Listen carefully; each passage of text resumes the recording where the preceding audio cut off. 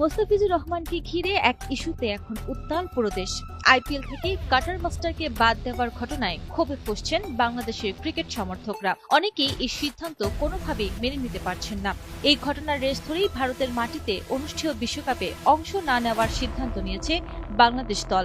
বিসিবির পরিচালক ও জাতীয় দলের সাবেক অধিনায়ক খালেদ মাসুদ পাইলট মনে করেন এই সিদ্ধান্ত যথার্থ ও সময়োপযোগী। খালেদ মাসুদ বলেন, একদম সঠিক সিদ্ধান্ত। সাধারণ নাগরিক হিসেবে আমি যেটা অনুভব করছি, খেলোয়াড়কে যদি নিরাপত্তা দিতে না পারে তাহলে যে কোনো একটা দুর্ঘটনা ঘটতে পারে। যে কারণে মোস্তাফিজকে বাদ দেওয়া হয়েছে তা মেনে নেওয়ার মতো নয়। যে ইস্যু নিয়ে মোস্তাফিজকে ফেরত পাঠানো হয়েছে সেটা কিন্তু বোধগম্য না। পারফরমেন্সের কারণে হতে পারত, কিন্তু কোনো কিছুই না।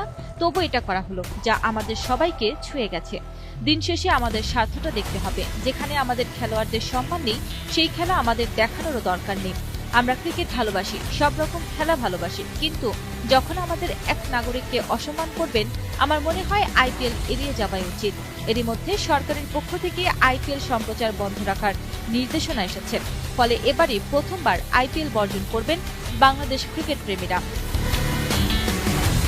যদিও আইসিসি কতটা বাংলাদেশের পক্ষে থাকবে তা নিয়ে সন্দেহ আছে বিসিবি পরিচালকের, কেননা আইসিসির চেয়ারম্যান এখন বিজেপির রাজনীতিবিদ অমিত শাহর ছেলে জয় শাহ।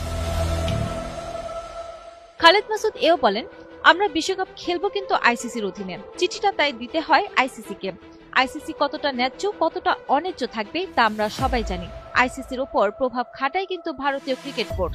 তো অনেক ক্ষেত্রে দেখা যায় যে ন্যায্য বিচারটা হয় না। এটা আমার অনেক সময় মনে হয়েছে একজন খেলোয়াড় হিসেবে। সবশেষ সাবেক এই ক্রিকেটার বলেন, প্রতিপক্ষ কি করছে, আইসিসি কি করছে, আমার মনে হয় এসবের চেয়ে আমরা কি পারবো কি পারবো না এ বিষয়ে সরাসরি মতামত থাকা ভালো।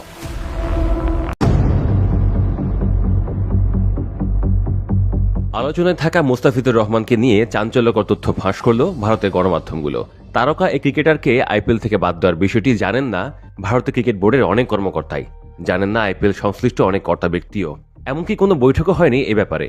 গণমাধ্যমগুলোর খবর, কলকাতা দল থেকে মুস্তাফিজকে বাদ দেওয়ার বিষয়টি ভারতের ক্রিকেট বোর্ডের সর্বোচ্চ পর্যায় থেকে নেওয়া হয়।